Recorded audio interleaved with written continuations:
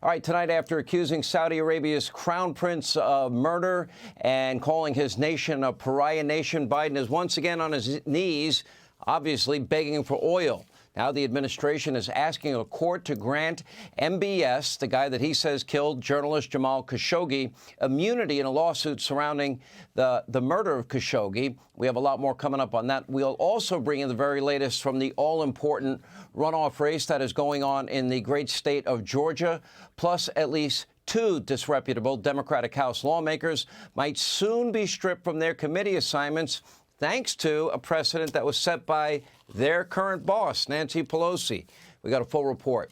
We'll also hear the story from the first woman to be elected governor of the great state of Arkansas. Sarah Huckabee Sanders will join us in a minute. How should governors now deal with CRT, gender identity classes? Now, there are two schools across the country that are allowing Satan-worshiping groups to meet on school grounds. Okay, what's happening and how do you stop it? But we begin tonight with this, with something inscribed on, look at that, right there, on the U.S. Supreme Court building in Washington, D.C. What does it say? Equal justice under the law. Those 5 words are the very core of our justice system. Without this foundation, nothing else matters. As of recently, millions of Americans, and frankly, including me, believe it's little more than an inscription. With one harsh, unyielding system, if you are a Republican or a conservative, another lighter, more forgiving system, if you are a Democrat, especially prominent Democrats, and have the last name Biden or Clinton. So tonight we're going to focus on 2 key questions. Is equal justice under the law dead in the United States of America? And if so, can it be brought back to life? If not, well, our Constitution is worthless. You might as well just shred it, because every law is based on that document. Now, late last week, the Washington Post reported that the FBI's unprecedented raid at Mar-a-Lago revealed nothing nefarious. Instead of ending the investigation, Biden's DOJ, by the way, he would have the power to stop this, appointed an aggressive left-wing special prosecutor to dig more into all of this and keep the probe into all things Trump open in perpetuity. Okay, the country has a lot of important problems to deal with: inflation, high gas prices, open borders, etc., and crime. Is this equal justice? Now, we're going to get back to that special prosecutor in a minute, but first, let's be clear, this is not normal. For reference, let's look at 3 other high-profile cases that were handled so much differently because they're Democrats.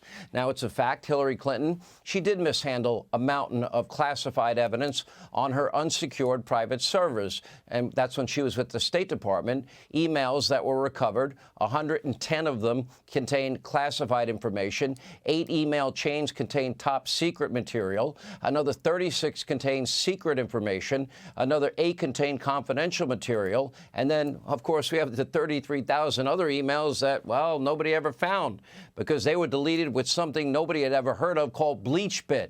They acid washed the hard drive.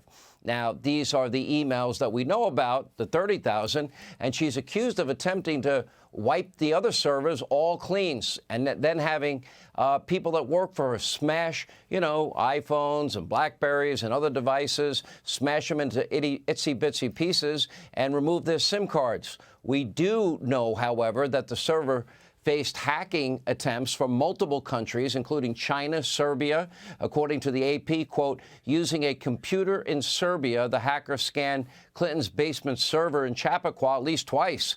And get this, Clinton emails were even found on Anthony Weiner's laptop during the FBI's investigation into his sex crimes.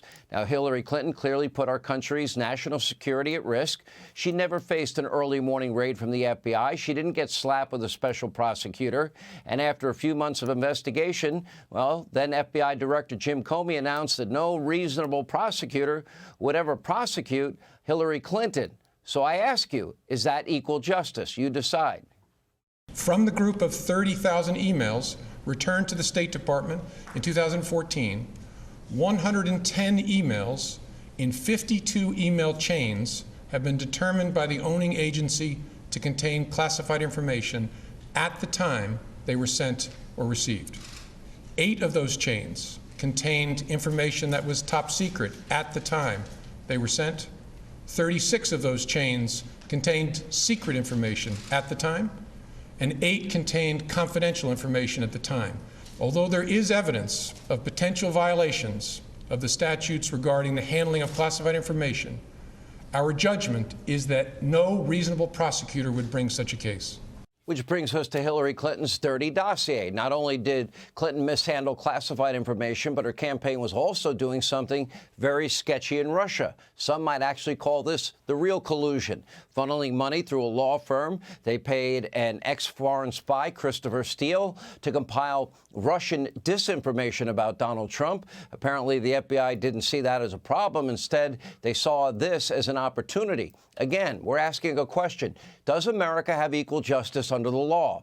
Despite warnings from a DOJ official, Bruce Orr, and others that the dossier was a political op research document, it was not to be trusted, and despite claims from the dossier author himself, Christopher Steele, that the material was unverifiable, and despite the dossier's subsource referring to the claim as nothing more than bar talk, the FBI used the dossier to obtain a FISA warrant and 3 subsequent renewals as a backdoor to spy on the Trump campaign, their transition team, and, of course, the White House. As Andrew McCabe said and indicated, no dossier, they wouldn't have gotten the FISA warrant approved. In fact, the FBI was so desperate for the salacious anti-Trump material, by the way, right in the lead up to the 2016 election, putting their thumbs on the scale, that they offered Christopher Steele $1 million of your dollars in early October 2016 if he could corroborate anything in the dossier. But guess what? He couldn't.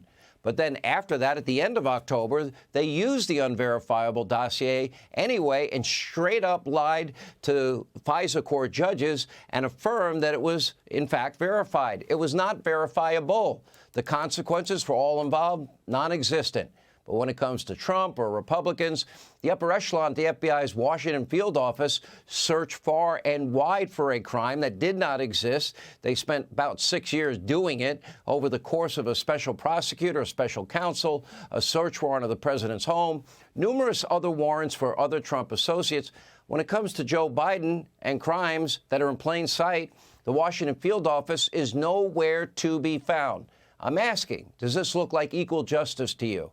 Without any relevant experience, here you have, at the time, a guy, according to reports, was addicted to crack cocaine, had a proclivity for women of the night, raking in millions and millions of dollars from all over the world with no experience, $3.5 million wire transfer from a Russian oligarch known as the former First Lady of Moscow, then a $100 million investment from this same oligarch into a Biden-linked real estate firm, a $1.5 billion deal with the Bank of China, a $5 million interest-free forgivable loan. What's an interest-free forgivable loan? Another $100,000 for an international shopping spree for Hunter and his family, compliments of a prominent Chinese national, and millions more from Ukrainian oil and gas giant Burisma Holdings. That's where Joe withheld $1 billion of your dollars to get the prosecutor fired because his son was being paid millions with no experience. And that's only the tip of the iceberg.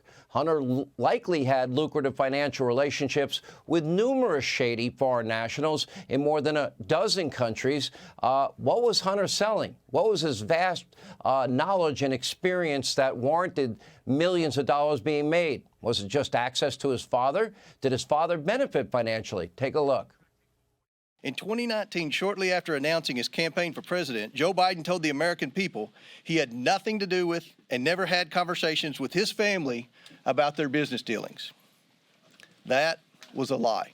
The Bidens flourished and became millionaires by simply offering access to the family. Among the dozens of shell companies the Bidens set up, there were millions of dollars of wire transfers, flights on Air Force Two to conduct personal business, and meetings with heads of state, all while Joe Biden was aware of what was happening. This is an investigation of Joe Biden, the President of the United States, and why he lied to the American people about his knowledge and participation in his family's international business schemes. Now, we have a picture of Joe Biden with Hunter and Hunter's foreign business partners. We have a number of them. And in messages found on Hunter's very real laptop, a cut of the proceeds was always set aside for the big guy. Hunter complained bitterly about having to give up half of his income to, quote, Pops. Biden claims he never talked about business with his son. It's an obvious lie. And even the White House press secretary is having a hard time explaining all of this illicit activity. Take a look. The top Republican on the House Oversight Committee, Congressman Comer, has said that he's investigating the president's involvement in his son Hunter's foreign business dealings.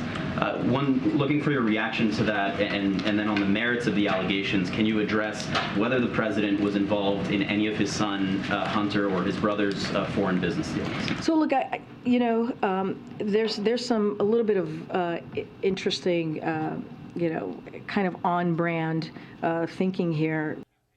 On-brand thinking? No explanation, no special counsel investigation, no special prosecutor. Hunter's tax and money laundering investigation has been slow walk for years now, and the media mob is complaining that the House Republicans might conduct actual oversight, do their job, and investigate possible public corruption.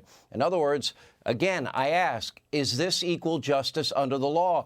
Is it possible we have a president of the United States that is financially compromised by China and Russia and Ukraine and up to as many as 50 other countries the Bidens did business with? Far-left radical David Brock has been tasked with running defense against anyone that dares investigate Joe and Hunter. That usually means attacking and smearing and slandering. And at this point, the Bidens appear to be above the law.